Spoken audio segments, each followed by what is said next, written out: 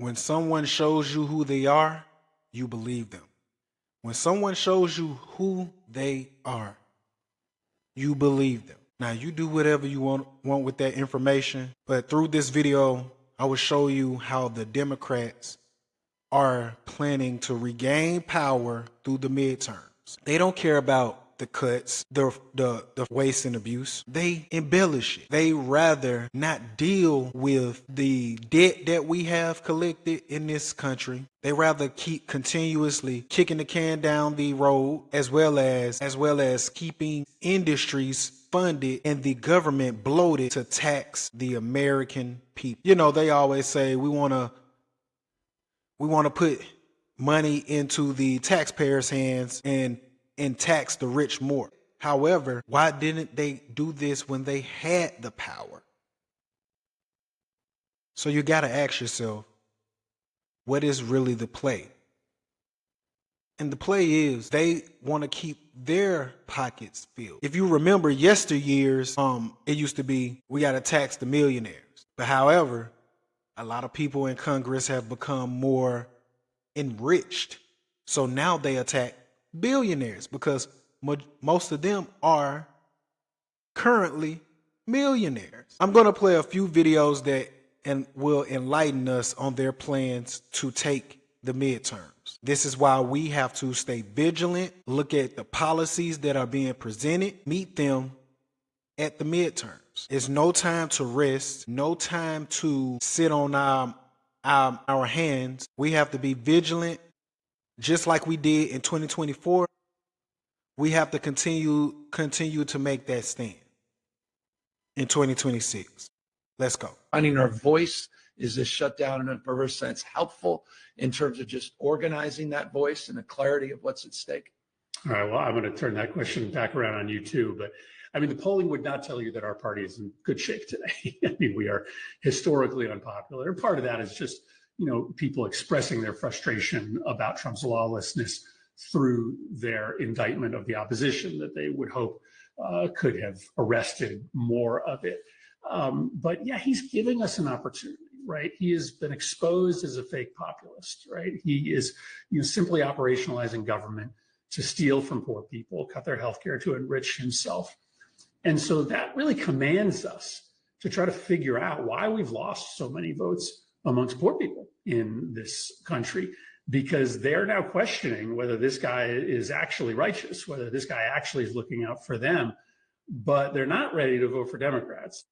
So there's two things to keep in mind here. First of all, there's accountability for the corruption and the chaos that Donald Trump has unleashed on the American people from the very beginning of his presidency on January 20th, that should be tied directly to the Supreme Court and the 6 right-wing justices who basically gave Donald Trump, without justification, blanket immunity.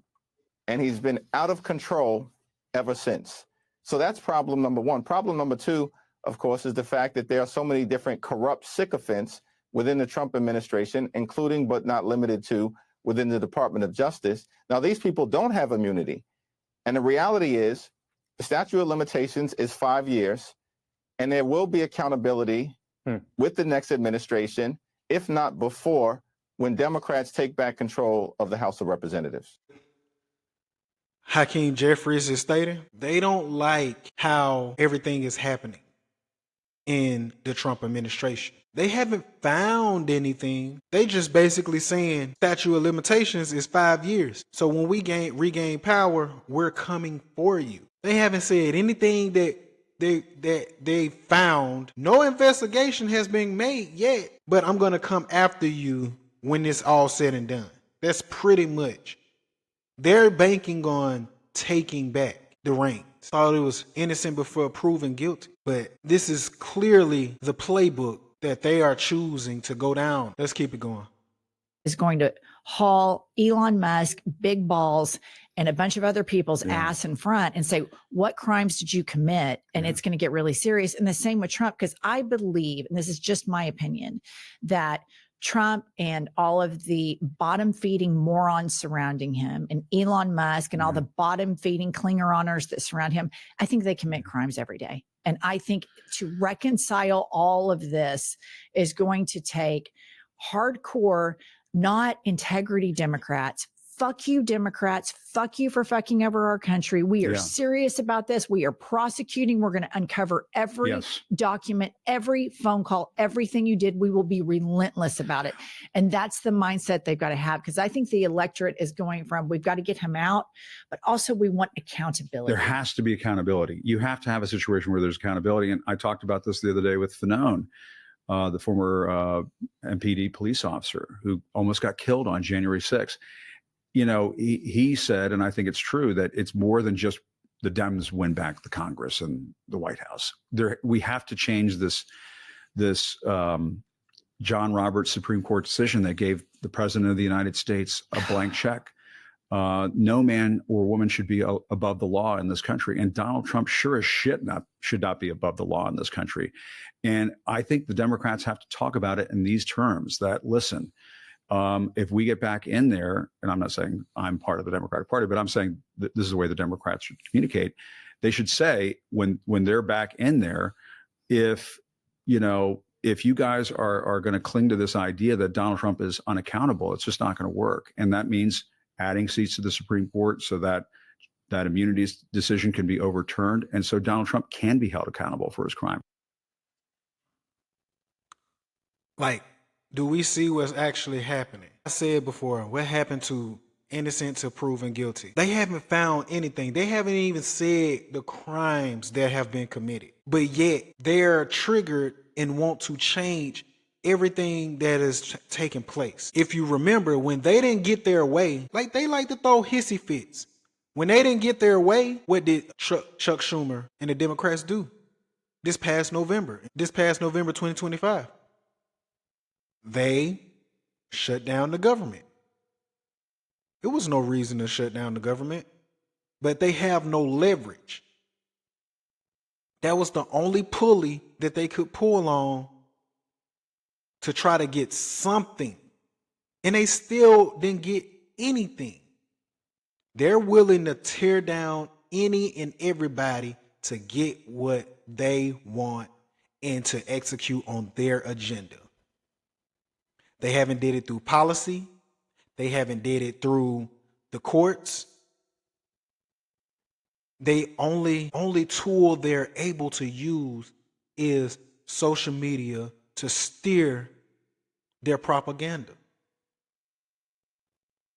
I'm warning us, and we should be alert that we're not going to see change. We're not going to get the change that we solely desire if we let them back in office by sitting on our hands and not going to vote, not staying updated or educated on what's actually going on.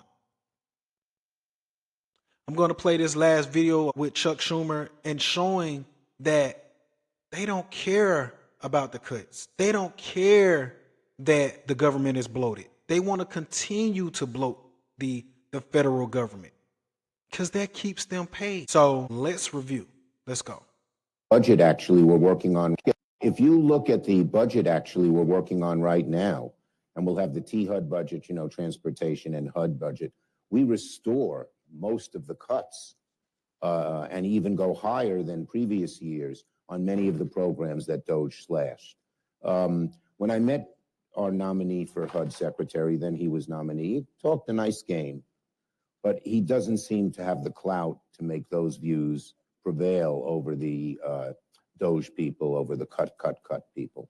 But we have worked really hard in the budget and gotten bipartisan support to increase these amounts and undo a lot of the cuts, which are essential. This is the play for them. This is the play for them. They don't want the cuts. They don't prefer the cuts. They rather continuously allow us to front the bill, the American taxpayer to front the bill. They don't want us to be able to, the middle class, the people that have less than, to actually come up in this world. They want us to depend on them. Depend solely on the government as if we're in a socialist country or communist country. They want us to solely depend on them. And this is why I say we have to stay awake. This is why I say we have to stay vigilant, and we have to keep our eyes open and be ready for these midterms. They want us to depend on them. Wouldn't it be nice to have more money in your pocket? More resources that you can allocate your life to versus solely depending on the government to tell you when and where you can spend your money and how you should spend it? I think we got to be smart in this and do what we did, exceed what we did in 2024. This your boy Mercy. Y'all tell me what y'all think in the comments. Remember to like, share, subscribe, and hit that notification bell. I'm out.